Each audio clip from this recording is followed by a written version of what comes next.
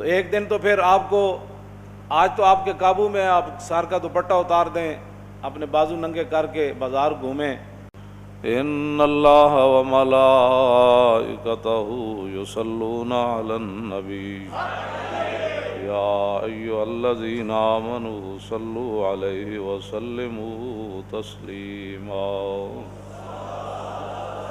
الصلاۃ والسلام علیک یا سیدی یا رسول اللہ وعلی آلک واصحابک یا حبیب اللہ۔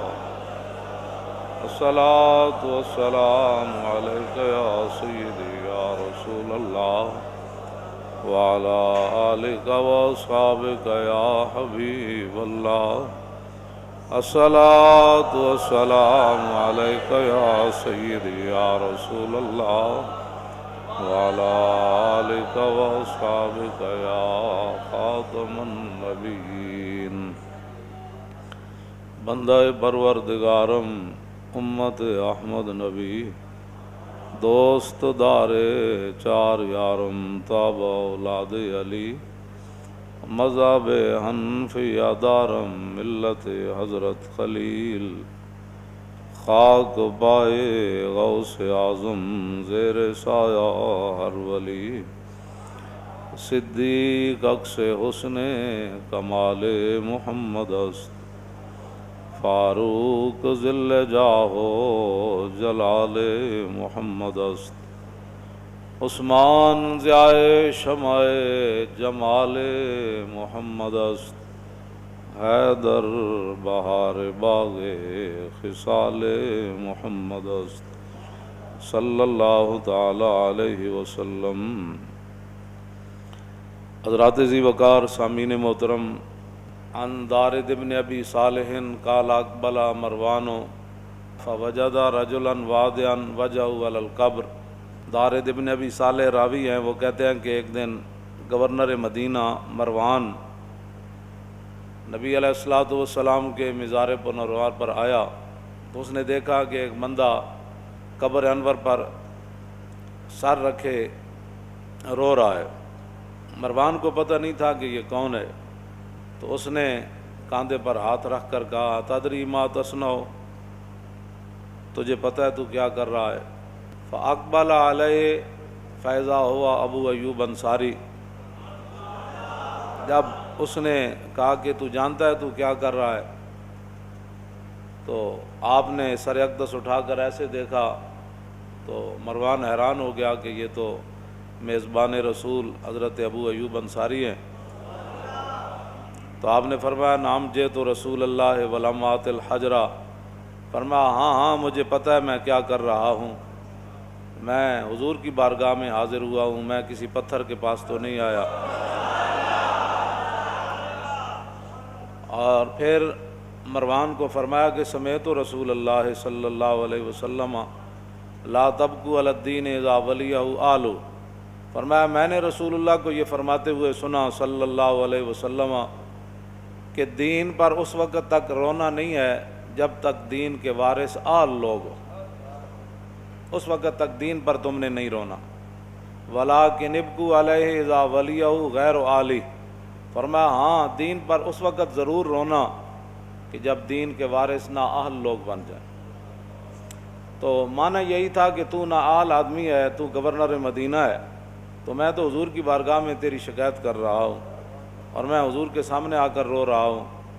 تو آج لوگ رونے پر بھی پرچہ کاٹ دیتے ہیں، یہ بھی ایک عجیب بات ہے۔ یعنی کوئی بات کرتا ہے کہ ایسے نہیں ہونا چاہیے تو کہتے ہیں جی آپ نے حکومت کے خلاف بات کر دی، آپ نے یہ بات کر دی، آپ نے وہ بات کر دی۔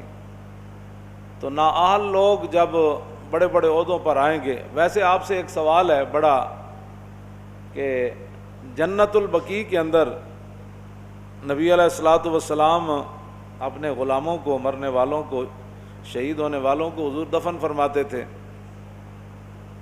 اور عثمان بن مظعون جب مدینہ منورہ میں آپ کے رشتہ دار ہیں فوت ہو گئے، تو حضور نے ان کی قبر بنوائی، اور قبر بنوانے کے بعد نبی علیہ الصلوۃ والسلام نے ایک پتھر کے بارے میں اشارہ صحابہ کو فرمایا کہ یہ پتھر اٹھا کر لاؤ، ان کی قبر کے سرانے ہم رکھتے ہیں تاکہ میرے آل خانہ میں سے جو بھی میرے رشتہ داروں میں سے فوت ہوگا تو اس کی قبر ہم ادھر ان کے قریب بنوائیں گے۔ صحابہ گئے، وہ پتھر نہ اٹھا سکے، بڑا وزنی تھا، تو نبی علیہ الصلوۃ والسلام خود تشریف لے گئے اور آپ نے آستین مبارک ایسے کیے تو حضور نے پتھر ایسے اٹھا کر آ کر رکھ دیا۔ لہو ہمم لا منتہا لکبائرہا وہمتہ الصغریٰ اجل من الدہر۔ حضرت حسان بن ثابت کہتے ہیں حضور کی جو بڑی بڑی بہادری والی باتیں ہیں نا، لہو ہمم لا منتہا لکبائرہا، حضور کی بڑی بہادری، ہمت، شجاعت، اس کا تو انتہا ہی کوئی نہیں نا۔ ہاں جی، فرمایا کم از کم اگر تو حضور کی ہمت کا جو ہے وہ تصور کرے تو وہ یہ ہے، وہمتہ الصغریٰ اجل من الدہر۔ فرمایا ساری دنیا کے بندے ایک طرف کھڑے ہو جائیں نا تو رسول اللہ کی اکیلے کھڑے ہو جائیں تو حضور کی بہادری کا وہ بھی مقابلہ نہیں کر سکتے۔ یہ حضور کو اللہ نے اتنی بہادری اور شجاعت عطا فرمائی۔ یہ صغریٰ کا معنی میں نے بڑا محتاط کیا ہے، ورنہ حضور کی عزت آبرو کے لیے اب چھوٹے کا معنی ہو نہیں سکتا۔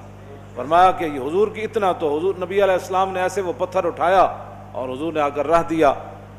تو ملا علی قاری نے لکھا اس حدیث کے تحت شرح مشکات میں، فرمایا کہ اس حدیث سے ساتھ توجہ جڑے لوگ اپنی بیٹیاں دے بازو بھی ننگے تے سر بھی ننگے تے نال لائی پھردے ہوندے نے اپنی بیویاں نوں ہی، اور بڑے ویسے انہوں کو پوچھو تے ساری عاشق رسولن اور سارے جناب بازو آستینہ چڑھائے ہوئے تھے سارے جناب۔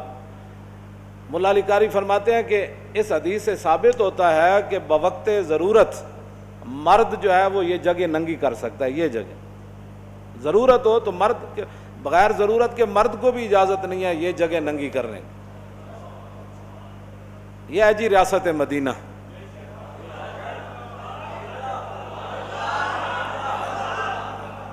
اور میں اس حدیث سے ثابت ہوتا ہے، تو اس واسطے میں اپنے بچوں، نوجوانوں کو بھی، مسلمان بچیوں کو بھی، خواتین کو بھی یہ ضرور عرض کروں گا کہ جن کا آنچل نہ دیکھا ماہ و مہر نے، تو ہمارے نوجوان بھی ایسے پہن کر اپنی صحت جو ہے وہ لوگوں کے سامنے ظاہر کرتے ہیں، حالانکہ آج کل نظر جو ہے یہ بڑی برحق ہے، یہ بندے کو کھا جاتی ہے، حسد بھی بندے کو تباہ کر دیتا ہے۔